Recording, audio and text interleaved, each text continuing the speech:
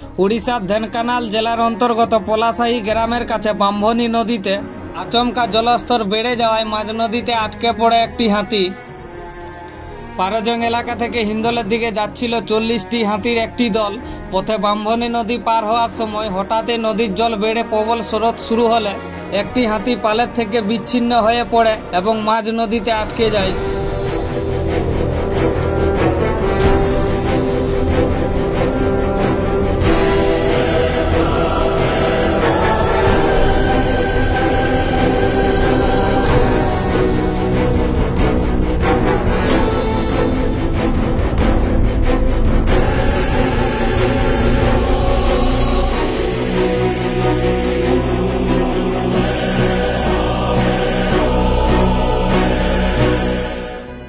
দীর্ঘক্ষণ হাতিটি প্রবল স্রোতের বিরুদ্ধে লড়াই করে কখনো পিছলে যাচ্ছে, কখনো ঘূর্ণিবেগে ঘুরপাক খাচ্ছে। ওই পরিস্থিতির সঙ্গে হাতিটি নিজেই লড়াই করে অবশেষে দীর্ঘ প্রচেষ্টার পর হাতিটি তা নিজেই উঠতে সক্ষম হয়েছে বলে জানা গিয়েছে।